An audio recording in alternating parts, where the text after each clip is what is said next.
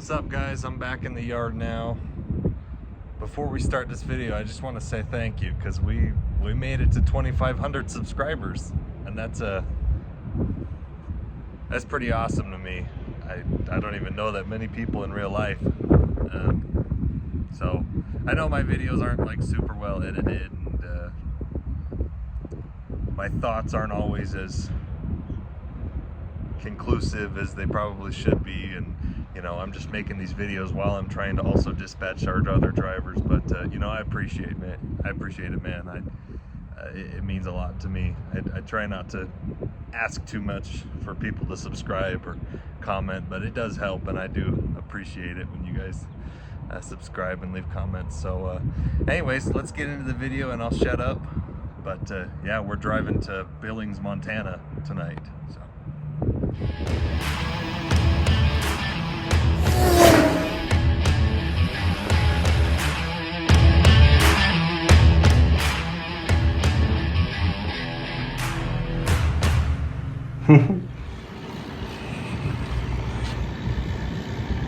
Whoa, it's a cool looking truck.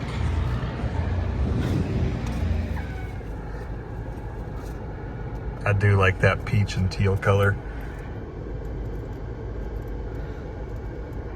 Her other Kenworth was green, so it has to match the trailer. She just sold it.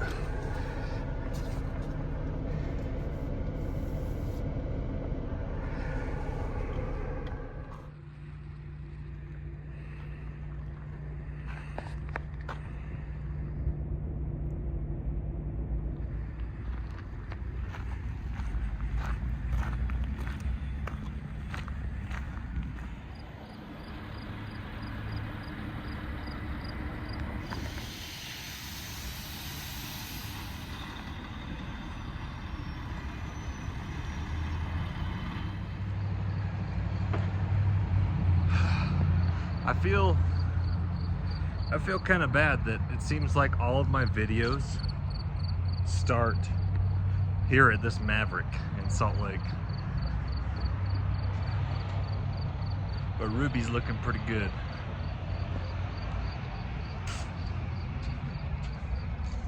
Yes. Sometimes they lock this back door and I get locked out.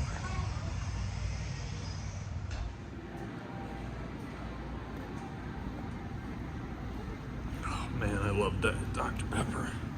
It's the best.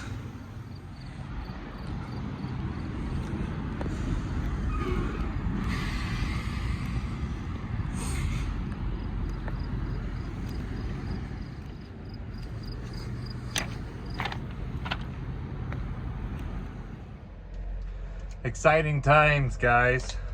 Not only did I get a 2XL soda, I got a new logbook. So I finished this one up. We're on the last page.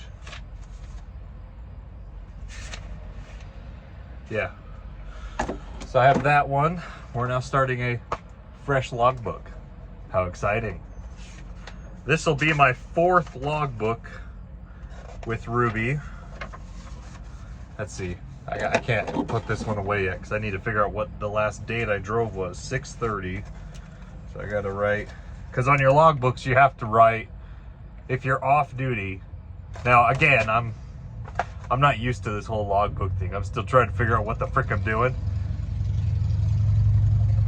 That's a really loud motorcycle.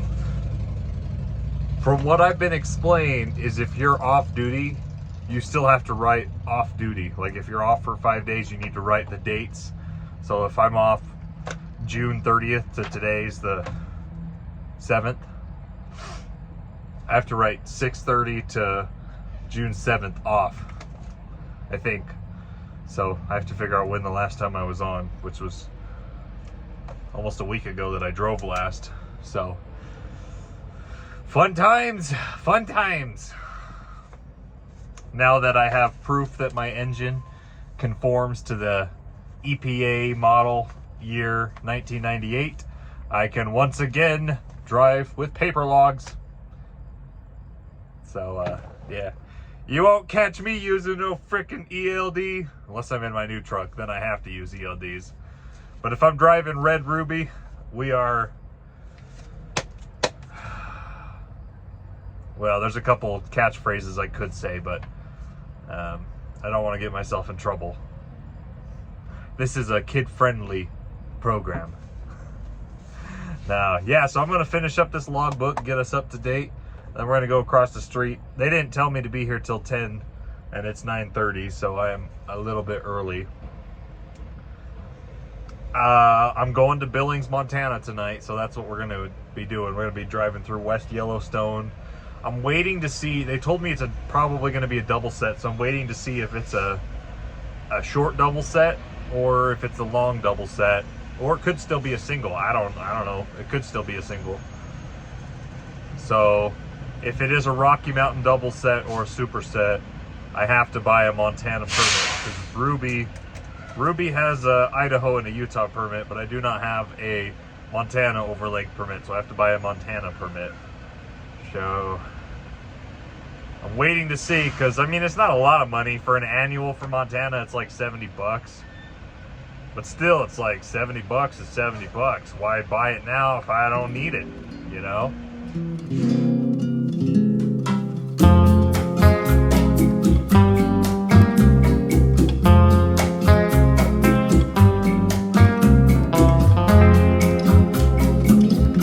Infinito tren nos acaba,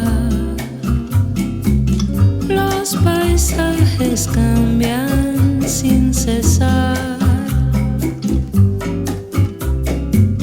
el silencio de las ventanas acarician mi hondo pesar.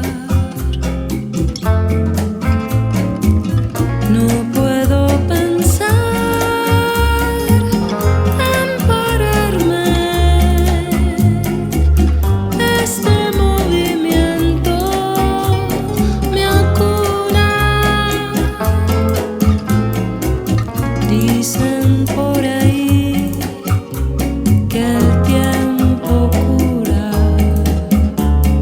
yo solo me fío de mi andar.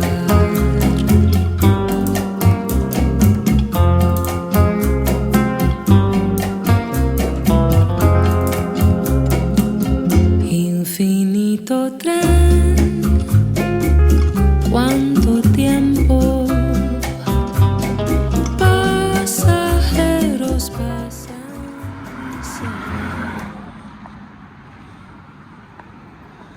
Wow. That's a cool looking truck, huh?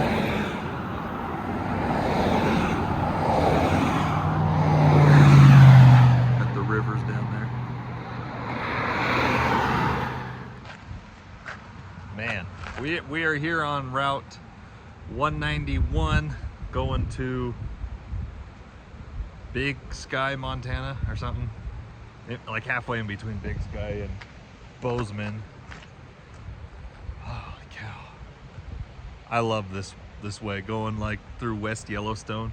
You're not quite in the national park, but man, the views here, like look at those rocks up there. Dude, I love coming this way. I had a pretty funny conversation when I was a little bit mad earlier when I was stopped in Livingston, Montana. But so I kind of forgot to tell the story a couple hours ago, but I had this weird conversation, and this is kind of, you know, kind of a perspective thing, I guess. But this lady, let me rest my hand on my camera here on the breather. You know, I always like to talk to people, just shooting the crap, talking to people when I'm on the road, you know, just for fun.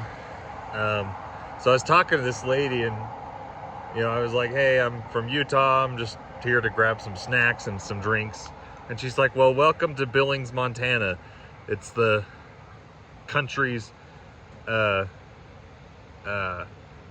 capital for homeless and drug problems. And I'm like, well, I didn't confront her or say, oh, I don't think that's true, but I was thinking it. I was like, you sure about that? Yeah, she said that Billings, Montana is like #1 in the country for drug overdoses and homeless people, and the I don't have any statistics to prove that wrong, but I'm pretty sure that's wrong, because I'm pretty sure there's almost more people on Skid Row than all of Montana. But anyway, it was just funny. I was like, oh, okay, that's cool. Whatever. But yeah, that was what she claimed, that Billings, Montana is the homeless capital of the country, which I'm pretty sure that's not true. And also, like, if you are a homeless person in Montana, how the heck are you surviving the winter? It gets freaking cold up here, you know? How do you...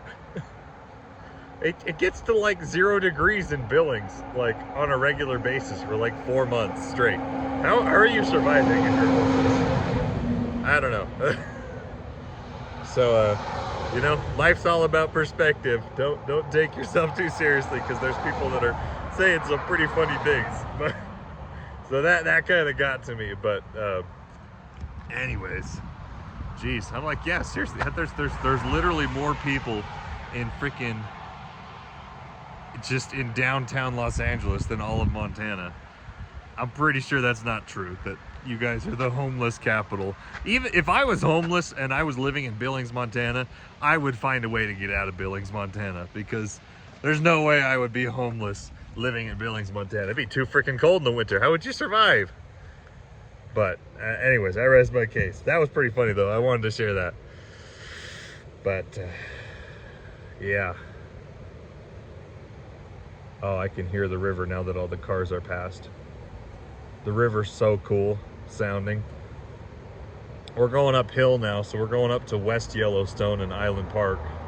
Then we're gonna go back down into Idaho. You'll get some pretty stinking awesome views. I mean, look at that mountain behind me. I look like I'm in frickin', oh my gosh, New Zealand. Is that where they filmed Jurassic Park? That's what it looks like. I'm in some Jurassic jungle. That's where it looks like I am. Beautiful area. And it smells awesome. It smells like sage and pine. So anyways, let's get home because I'm tired.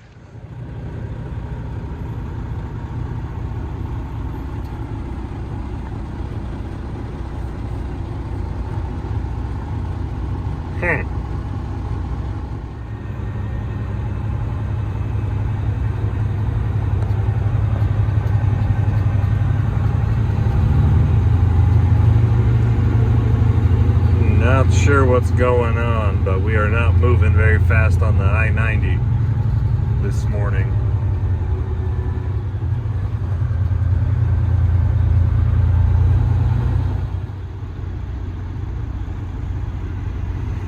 Golly, what the heck?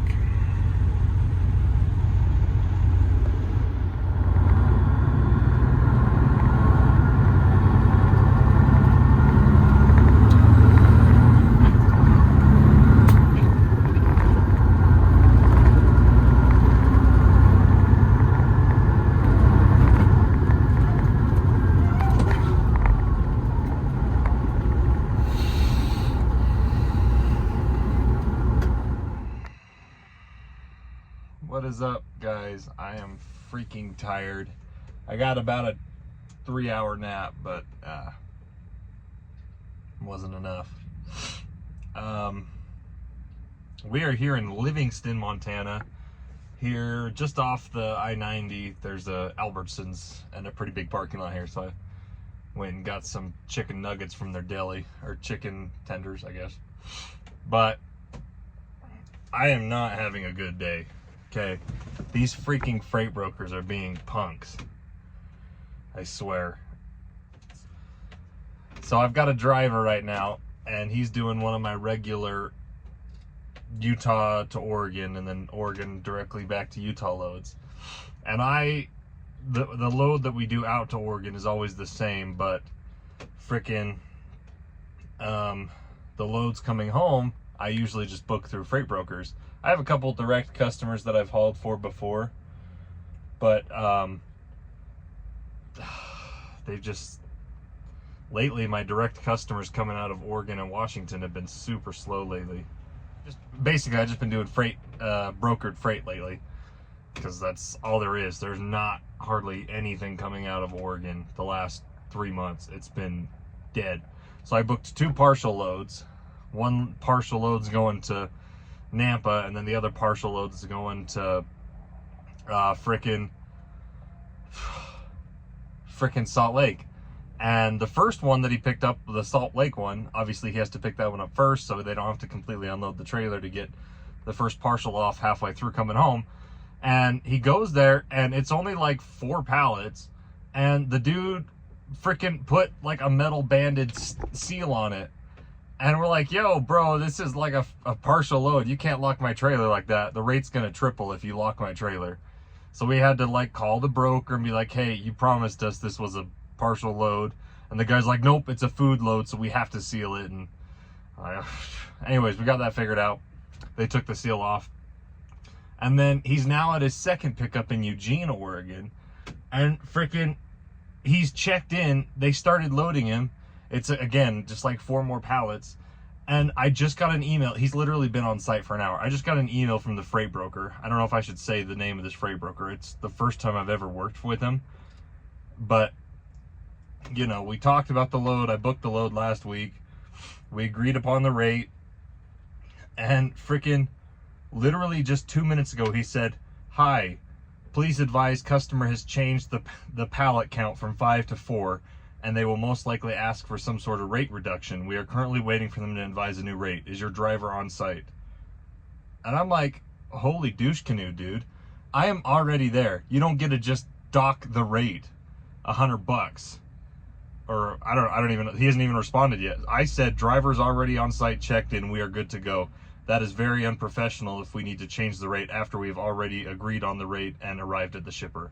That's all I said to him. That was 5 minutes ago. He hasn't responded yet, but I was like, it doesn't work like that, dude. When I'm hauling flat rate, you're paying for the amount of truck that is agreed upon. It's not like I'm not on a contracted lane where I'm getting paid by the ton or by the pallet count. It's flat rate. I'm already hauling this load for $1 a mile, which it works out to be about $2 a mile because I have 2 loads that each pay $1 a mile. But this load in particular only pays $1 a mile, okay? That's not enough. That's barely enough to pay for my fuel, you know? So I was like, we'll see what he says. I might, if he doesn't respond soon, I'm gonna call him and be like, dude, give me a Tonu. I'm not messing with you, you know? There's other partial loads. I can find another partial load. Give me $250 for a Tonu. That's, you know, freaking almost as much as the load itself paid, you know? So, anyways. Okay, I got that off my chest. This was supposed to be the driver that I had booked out. I wasn't supposed to be dealing with him, but, you know, he keeps calling me, hey, I'm having these problems, and it's not his fault. That's what he's supposed to do. He's supposed to call me when he has problems. But it's like, I've got other drivers that are not booked out that I've been trying to deal with them while I'm sleep deprived here in Montana. And he's the one that was supposed to be good to go, but his 2 partial loads, they're just being, you know, if you're only paying $1 a mile, you do not get to dictate what happens. I will cancel the load and I will get a Tonu, and if I don't even mess around with these partial loads. If you're a good broker, see, on my channel, I don't really talk about, like, try to stay neutral because there are a lot of good freight brokers out there. There are a lot of good freight brokers. But the problem is the good freight brokers are going to work with carriers that are also good, that they already know are good, and are going to get the loads done. So all the good freight from the freight brokers is taken up by people like me before it gets to, you know, the single owner operators. So anyways, yeah, there's I have a lot of good freight broker buddies, so I don't like to talk bad about freight brokers. I know there's bad ones out there, and when there's bad ones out there, I can be a real jerk to them because, you know, you're gonna waste my time, you're gonna waste my driver's time, you're gonna waste my equipment's time for a load that doesn't even, like, you know, pay enough for the fuel. I'm not gonna mess around with that. Anyways. Sorry, I'm calm now. I think we got it figured out. I'm just waiting for this guy to tell me if he thinks I deserve to get paid less for something that I had no control over. But Montana's beautiful, man. I booked it through the night. We drove through West Yellowstone, Big Sky, Billings. It was supposed to be a double set, but it ended up being a single trailer. So we've got another 48-foot single trailer, and I've basically got an empty trailer. I've got one big box in this trailer, but other than that, this trailer's empty. So I'm just driving an empty trailer back home doing my swap and hook. So yeah, it works out pretty good. Ruby's doing pretty good. The transmission seems to be holding at a pretty good temperature. She hasn't gotten above 190 degrees. Granted, I'm not pulling anything heavy. I pulled a single trailer up here and a single trailer back.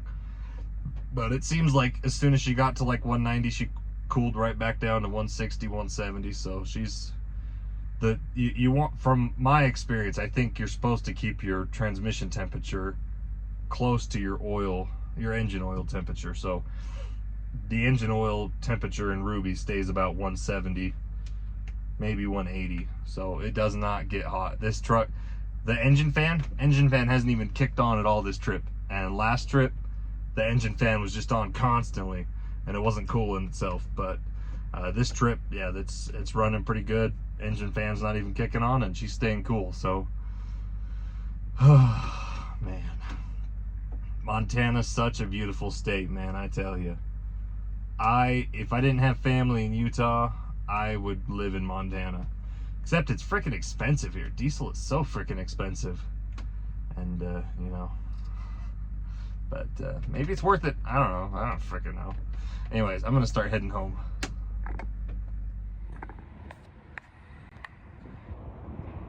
Whoa. Good looking truck. You can see it in the hood.